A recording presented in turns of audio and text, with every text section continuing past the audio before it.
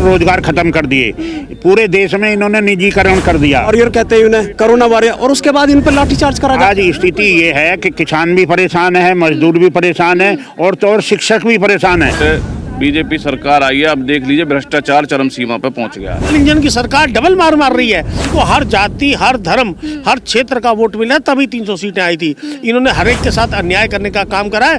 जनता बर्दाश्त नहीं कर रही, युवा रोड पे आ चुका है, बदलाव चाहता है।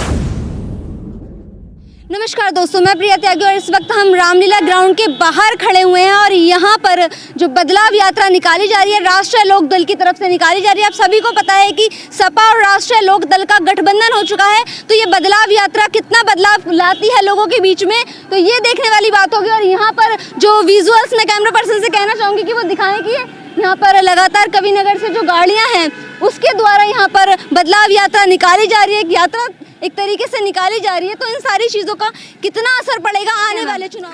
आज ऐसा है, राष्ट्रीय लोक दल की युवा की तरफ से और मुरादनगर विधानसभा में रैली हो रही है। इसमें विभिन्न समस्याएं हैं, जो शहर की भी समस्याएं हैं, गांव ग्रामीण समस्याएं हैं, उनको दर्शाते हुए उन समस्याओं को दूर कराने के लिए ये हमारे युवा ने रैली रखी है।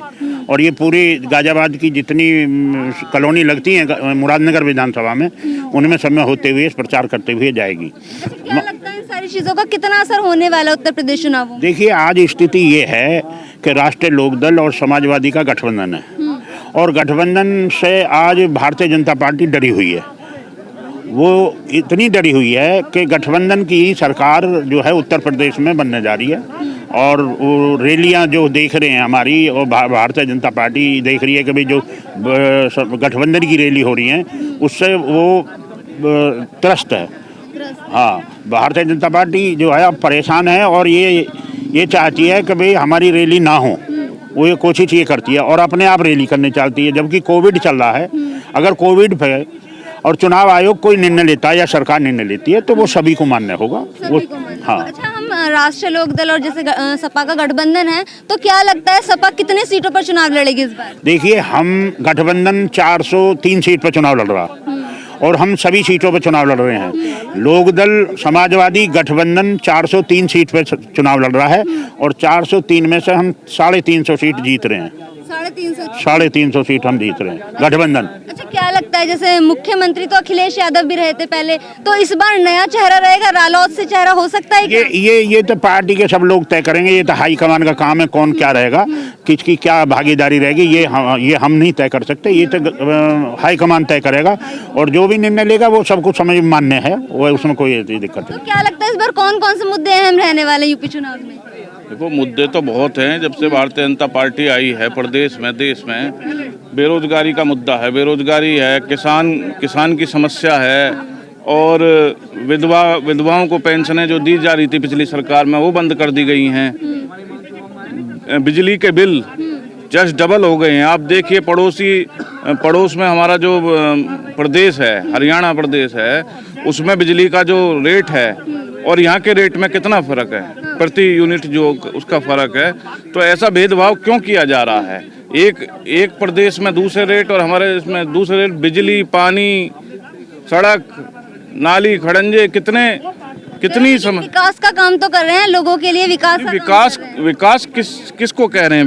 विकास जिस चीज़ को कह रहे हैं, ये तो पुरानी सरकार के प्रोजेक्ट थे, उनका फीता काट देना ये कोई इनकी सरकार ने थोड़ी कुछ करा है। ये तो उत्तर प्रदेश की बात करें तो अखिलेश जी की सरकार थी, समाजवादी की सरकार थी, तो उस टाइम जो कार्य हुए थे उसका ये फीता काट रहे हैं। और क्या कर रहे हैं ये? और कुछ नहीं कर रहे हैं। आप भी फीते काटने का मतलब आरोप लगा रहे हैं? बिल्कुल लगा रहे हैं। आप देख लीजिए, एलिवेटेड और इसका ये जाके इन्होंने ये फीता काटते हैं, जबकि ये सारी सड़कें अखिलेश सरकार की बनवाई हुई हैं। और जितने भी इन्होंने क्या किया है बताओ आप? ये जितने भी हाईवे, फ्लाईओवर बनवाए हैं, विकास किया है, लोगों के जमीनी स्तर तक काम किया है, घर घर राशन पहुंचाया, तमाम योजनाएं निकाली हैं। मैं पूछ रहा हूँ, जब से बीजेपी सरकार आई है, अब देख लीजिए भ्रष्टाचार चरम सीमा पे पहुंच गया है। तो कह रहे हैं भ्रष्टाचार हमने पूरी तरीके से खत्म कर दिया है। देखिए, ऐसा है, भारतीय जनता पार्टी का काम है झूठ बोलना। इन्होंने विकास करा है 2 करोड़ रोजगार देने के लिए कहा था, इन्होंने 5, 10, 20 करोड़ रोजगार खत्म कर दिए। पूरे देश में इन्होंने निजीकरण कर दिया। आज स्थिति ये है कि किसान भी परेशान है, मजदूर भी परेशान है, और तो और शिक्षक भी परेशान है। लखनऊ में 22 दिन से धरना चल रहा है, लेकिन ये सरकार के कानों पे जूनी चल रही है। आज तिराई कर रहा, हर आदमी परेशान है, भुखमरी के कागार पे जा रहा है, बेरोजगारी है, क्राइम बढ़ रहा है। आप ये देखिए कानपुर में माननीय प्रधानमंत्री जी और माननीय मुख्यमंत्री जी थे, उनके रहते हुए मर्डर हो गया एक व्यापारी का, और ये कह रहे हैं कि हमने जी गुंडों को सफा कर दिया, क्राइम खत्म कर दिया। आपके पास आपका क्या नाम है, कहाँ से? डॉक्टर अजय चौधरी, कहाँ से? गाजियाबाद से। अच्छा, क्या लगता है इस बार असर पड़ेगा इन सारे मुद्दों का जो गिना रहे हैं, महंगाई है, बेरोजगारी है, कितना असर इन सारी चीजों का पड़ने वाला है? ये पूरा असर पड़ेगा। इस सरकार ने 2 करोड़ युवाओं को नौकरी देने का वादा करा था, वो कहीं धरातल पे नहीं है, ठीक है, बल्कि और जारी है। एग्जाम होते हैं, उनका रिजल्ट नहीं आता, कहीं हो भी गए तो वो कोर्ट में चले जाते हैं। तो युवा त्रस्त है, कहीं वो अपने जॉब पे जाते हैं, उन पे जो है लाठियां बरसाई जाती हैं। कोरोना वॉरियर में डॉक्टरों का सम्मान करा, अभी घटना डॉक्टरों का प्रोटेस्ट भी चल रहा है। डॉक्टरों का, I was coming on that point. डॉक्टरों को एक तरफ तो ये वॉरियर कहते हैं उन्हें, कोरोना वॉरियर, और उसके बाद इन पर लाठीचार्ज करा जा रहा है। जो आदमी जो ऐसी त्रासदी में, ऐसे भयानक बीमारी में लोगों की, जिन्होंने अपनी जान पे खेल के लोगों की जान बचाई, उन पे लाठीचार्ज कर रहे हैं। युवाओं पे नौकरी मांगने जाते हैं तो वहाँ लाठीचार्ज होता है, शिक्षकों पे लाठीचार्ज हो रहा है जो देश को शिक्षा देते हैं। ये तो कह रहे हैं हमने युवाओं को बहुत रोजगार दिया है, 4 लाख रोजगार दिया। देखिए, लोकतंत्र में हर आदमी अपनी बात स्वतंत्र है, हर पार्टी है, तो इससे जो एक्चुअलिटी है उस पर चीजों पे आप एनालाइज निकाल सकते हैं। अगर इतना होता तो इतने प्रदर्शन क्यों हो रहे हैं, युवाओं के इतने प्रदर्शन क्यों हो रहे हैं? फिर क्यों अगर उन्हें रोजगार दिया जा रहा है तो क्यों लाठीचार्ज हो रहा है उन पे? जब इतने रोजगार बांट दिए गए हैं, तो दे दिए गए हैं। तो रोजगार का, जैसे बेरोजगारी का एक बहुत बड़ा मुद्दा है, इधर की तरफ आ जाइए, थोड़ी लाइट नहीं आएगी। तो क्या लगता है इस बार इन सारी चीज़ों का कितना असर पड़ने वाला है? एक तो किसानी से जुड़ा करीब 1 साल आंदोलन चला है, और राष्ट्रीय लोकदल की जो पार्टी है वो किसानों को भी कहीं ना कहीं कहती है कि हम किसानों के समर्थन में है। तो क्या लगता है इन सारी चीज़ों का असर पड़ेगा? देखिए, असर क्यों नहीं पड़ेगा। 700 किसानों ने अपनी जान दे दी।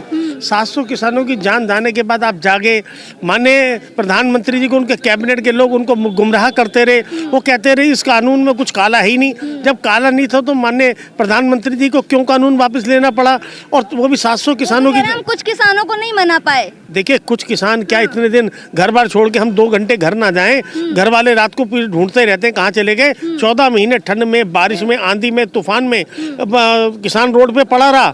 आप उनके दिल से पूछिए, देखो इनके दिल के अंदर से, शरीर के अंदर से मुझे लगता है हृदय निकाल लिया गया है।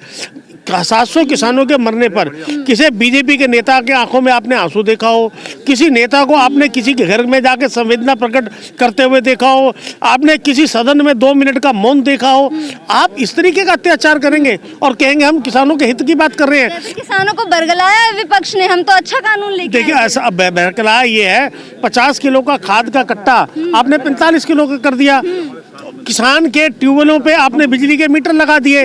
हरियाणा में गन्ने का रेट फालतू मिल रहा है, यूपी में कम मिल रहा है। हरियाणा में बिजली के रेट कम है, यूपी में बिजली के रेट ज्यादा है। ये कैसा टैक्स ज्यादा मिलेगा तभी तो ज्यादा विकास होगा। देखिए, आप मेरी बात सुनो, आपने टैक्स ले लिया, आपने डीजल पेट्रोल 100 रुपए कर दिया, आपने कहा इसलिए हम रेट टैक्स ज्यादा ले रहे हैं, विकास करेंगे। अब आप टोल लगा रहे हैं, डबल मार। ये डबल इंजन की सरकार डबल मार मार रही है। आप विकास के नाम पे पैसा भी लेंगे और फिर टोल टैक्स भी लगाएंगे, 2 चीजें कैसे चलेंगी? नहीं चल पाएंगी। जनता जागरूक हो चुकी है, बिल्कुल तैयार बैठी है, 1 बाय 1 करके, क्षेत्र बाय क्षेत्र। इनको हर जाति, हर धर्म, हर क्षेत्र का वोट मिला, तभी 300 सीटें आई थी। इन्होंने हर एक के साथ अन्याय करने का काम करा है। जनता बर्दाश्त नहीं कर रही, युवा रोड पे आ चुका है, बदलाव चाहता है। बदलाव चाहता है। क्या लगता है कितना भाजपा सरकार उखड़ने वाली है। ये योगी जी दोबारा मठ में, इन्हें दोबारा मठ में भेजने का काम राष्ट्रीय लोकदल पार्टी करेगी। राष्ट्रीय लोकदल करेगा। क्या लगता है इन सारी चीजों का असर होगा? बिल्कुल होगा, बिल्कुल होगा। हाँ, 3 महीने अब इलेक्शन है, उससे भी कम समय बचा है। अच्छा। और रिजल्ट आ जाएगा, और प्रत्यक्ष को प्रमाण की जरूरत नहीं है। प्रत्यक्ष प्रमाण भी हो जी। जाता है। तो देखिए यहाँ रैली से पहले साफ तौर पर जो लोग हैं वो साफ तौर पर राष्ट्रीय लोकदल और सपा को समर्थन करते हुए नजर आ रहे हैं, यानी गठबंधन की सरकार यहाँ पर बनाने की बात कर रहे हैं। तो देखते हैं इन सारी चीज़ों का आने वाले चुनावों में कितना असर पड़ता है।